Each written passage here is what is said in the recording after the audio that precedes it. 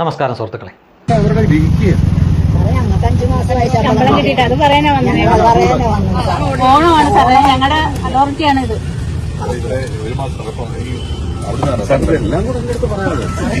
സാറേ ഞങ്ങൾക്ക് ഈ ഓണമാണ്, ഞങ്ങൾക്ക് ഓണം ഉണ്ണാൻ ഓപ്പണായിട്ട് പറയാം. മോദി പൈസ തരുന്നില്ല എന്ന് പറഞ്ഞല്ല. ഇവരുടെ ടൂറിസത്തിൽ നിന്ന് വരുന്ന ഫണ്ടാണ്. അപ്പൊ അതിൽ ആദ്യത്തെ 1.5 മാസത്തെ അവർ കൊടുത്ത് ബാക്കി ഓർഡർ ആയിട്ടുണ്ട്. അത് ഇനിയിപ്പോ തിങ്കളാഴ്ച ഞങ്ങൾക്കിപ്പോ ഉത്സവത്തെയൊക്കെ അലോട്ട് ആയിട്ടുണ്ട്.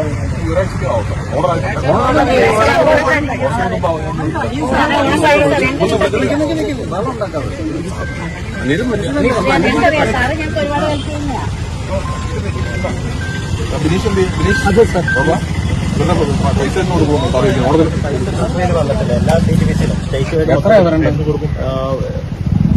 നമ്മൾ വീണ്ടും റിമൈൻഡർ ലെറ്റർ വീണ്ടും കൊടുത്തിട്ടുണ്ട്.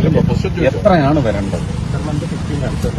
അതല്ല, ഇപ്പൊ എത്രയാണ് അവർക്ക് വന്നാൽ കൊടുക്കാൻ പറ്റുന്ന ഓണത്തിന് മുമ്പ്? നമുക്ക് കൊടുക്കാൻ പെൻഡിംഗ് ഉള്ളത് ഏപ്രിൽ, മെയ്, ജൂൺ. എത്ര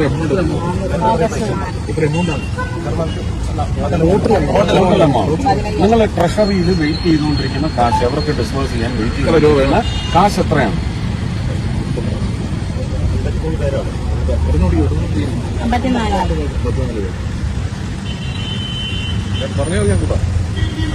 പേർ 15 5 × 4 മാസമല്ലേ മുടക്കാം. × 4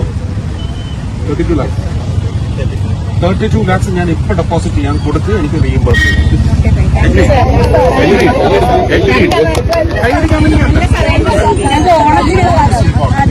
ട്രഷറിക്ക് അതിൻ്റെതായ ചില ഡിഫിക്കൽട്ടീസ് ഉണ്ട് എനിക്കറിയാം. അപ്പൊ let us not put pressure on the treasury. You have this money, you give it to them for Onam celebration. Instead, you have to assure me that you will reimburse it. Done? Done? ഒരു sir ഒരു അക്കൗണ്ടിലേക്ക് ഇടും, പറഞ്ഞാൽ മതി. ഒരു അക്കൗണ്ടിൽ sir ഇടും, അത് ഡിസ്കസ് ചെയ്യുന്നത് ഇവരുടേത് എല്ലാവരുടെയും. ഒരുപാട് സന്തോഷമായി. ഞങ്ങൾക്ക് ഒരു മാർഗ്ഗവുമില്ലെന്ന് 5-6 മാസം കൊണ്ട് ഞങ്ങൾ കിടന്ന് പാടുപെടുവാണ്. ഒരു വാടക വീട്ടിലൊക്കെ താമസിക്കുന്നവരാണ്, ഒറ്റടുത്തിൽ വേലയെടുത്തോണ്ട് വന്ന് ജീവിക്കുന്നവരാണ്, അന്നന്ന് കഴിയാൻ പോലും നിവർത്തിയില്ലാത്തവരാണ്. അപ്പൊ ഞങ്ങൾ കടം മേടി. ഈ സുരേഷ് ഗോപി എന്താ ഇങ്ങനെ? എന്തിനാണ് അദ്ദേഹം ഇത്രയും മനുഷ്യത്വം കാണിക്കുന്നത്? അദ്ദേഹത്തിൻ്റെ മണ്ഡലം തൃശ്ശൂരല്ലേ, അവിടെ ചെയ്താൽ പോലെ എന്തിനാണ് ആലപ്പുഴയിൽ വന്ന് ഇങ്ങനെയൊക്കെ ചെയ്യുന്നത് എന്നൊക്കെ ചില സോഷ്യൽ മീഡിയ കമൻറ്റുകളും മറ്റുമൊക്കെ ഞാൻ ഇതിനകം തന്നെ കണ്ടു കഴിഞ്ഞു. അതിൽ സംഖ്യകളുണ്ട്, മറ്റു പലരുമൊക്കെ ഉണ്ട്. പക്ഷേ ഒരു 1-2 ആഴ്ച കഴിയുമ്പോൾ ഇതേ കാര്യം നമ്മൾ വേറൊരു രൂപത്തിലായിരിക്കും ഇവിടുത്തെ ചില മാപ്രകൾ നമ്മുടെ മുന്നിൽ അവതരിപ്പിക്കുക. അതെന്താണ് എന്ന് ഞാൻ വഴിയെ പറയാം. ഇതെന്താണ് സംഗതി എന്ന് ചോദിച്ചു കഴിഞ്ഞാൽ, ആലപ്പുഴ ജില്ലയിലെ കുടുംബശ്രീ പ്രവർത്തകരാണ്. അവർക്ക് കഴിഞ്ഞ 4 മാസമായിട്ട് അവർക്ക് ശമ്പളമില്ല. ഈ ഉത്സവത്തൊക്കെ കിട്ടേണ്ടതാണ്. അവരുടെ ഓണം ശരിക്കും പറഞ്ഞു കഴിഞ്ഞാൽ പട്ടിണിയായിട്ട് പോകുമായിരുന്നു. പക്ഷേ അപ്പോഴേക്കും സുരേഷ് ഗോപി ഈ വിവരം അറിഞ്ഞു, അതിലിടപെടുന്നു. അവർക്ക് ഏതാണ്ട് 54 പേർക്കോളം 4 മാസത്തെ കുടിശ്ശികയും മറ്റുമൊക്കെ ആയിട്ട് 32 ലക്ഷം രൂപയോളം അവർക്ക് കിട്ടാനുണ്ട്, എല്ലാവർക്കും കൂടി. അദ്ദേഹം പറയുന്നു, ഈ പണം ഞാനിപ്പോൾ കൊടുക്കാം. എന്നിട്ട് അവിടുത്തെ ഉദ്യോഗസ്ഥരോട് പറയുകയാണ്, ട്രഷറി വഴി വരാനുള്ള താമസമാണല്ലോ, നിങ്ങൾ തന്നെ പറയുന്നു 1 ആഴ്ച 1.5-2 ആഴ്ചയൊക്കെ കഴിയും എന്ന് പറയുന്നു. അപ്പോഴേക്കും ഓണം കഴിഞ്ഞു പോകും. ഈ പാവപ്പെട്ടവർക്ക് ഓണം ആഘോഷിക്കാൻ പറ്റില്ല. ശരി, അവരുടെ കാശ് ഞാൻ കൊടുക്കാം. അതിനുശേഷം അവർ ഓണം ആഘോഷിക്കട്ടെ. അതിനുശേഷം ഈ പണം വന്നു കഴിയുമ്പോൾ എനിക്ക് തിരിച്ച് തന്നാൽ മതി. അതൊരു ലോൺ, ഒരു സഹായം എന്ന് വേണമെങ്കിൽ നമുക്കതിനെ കണക്കാക്കാം. ഇതേ കാര്യം ആലപ്പുഴയുടെ MP ആയിരിക്കുന്ന KC വേണുഗോപാലിനും ചെയ്യാൻ സാധിക്കും. കാരണം അയാളുടെ കയ്യിൽ പണമില്ലെങ്കിലും അയാൾക്കത് സംഘടിപ്പിക്കാനൊക്കെ പറ്റും. അയാൾ രാഹുൽ ഗാന്ധിയുടെ വലങ്കൈയായിട്ട് നിൽക്കുന്ന മനുഷ്യനാണ്. 32 ലക്ഷം രൂപ എന്നൊക്കെ പറഞ്ഞാൽ അയാൾക്ക് വളരെ ചെറിയതാണ്. പക്ഷേ അതിനുള്ള മനസ്സുണ്ടായിരിക്കുക എന്നതാണ് പ്രധാനപ്പെട്ട കാര്യം. ആ മനസ്സ് സുരേഷ് ഗോപിക്കുണ്ട്. അദ്ദേഹം സഹായിക്കുന്നു.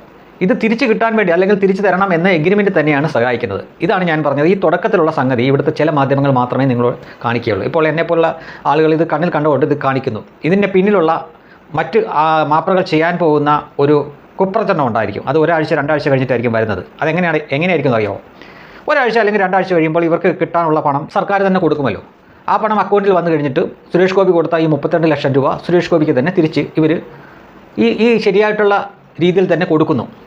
ഇത് വാർത്ത ദേശാഭിമാനിയും കൈരളിയും റിപ്പോർട്ടർ പോലുള്ള ചാനലുകൾ എങ്ങനെയായിരിക്കും അവതരിപ്പിക്കുക എന്നറിയാമോ? അതാണ് ഇതിനകത്തെ ഏറ്റവും പ്രധാനപ്പെട്ട സംഗതി. സഹായിച്ച പണം തിരിച്ചു വാങ്ങി സുരേഷ് ഗോപി എന്ന തരത്തിലായിരിക്കും എഴുതി വെച്ചു, ഒരു സംശയം വേണ്ട. ഈ രീതിയിലായിരിക്കും അവർ അവതരിപ്പിക്കാൻ പോകുന്നത്. എന്നാൽ സുരേഷ് ഗോപി എന്ന മനുഷ്യൻ കുറച്ച് പാവപ്പെട്ട കുടുംബശ്രീ പ്രവർത്തകരുടെ അവസ്ഥ മനസ്സിലാക്കി ഓണം ആഘോഷിക്കാൻ വേണ്ടി അവർക്ക് കിട്ടാനുള്ള ആ കുടിശ്ശിക പണം കൂടി എല്ലാം കൂടെ ചേർത്ത് 32 ലക്ഷം രൂപയോളം ഞാൻ ഇപ്പോൾ തരാം, പിന്നീട് കിട്ടുമ്പോൾ എനിക്ക് അവർ തന്നോളുമെന്ന ആ കരാറിന്മേ കൊടുക്കുന്ന ഒരു വലിയ സഹായം.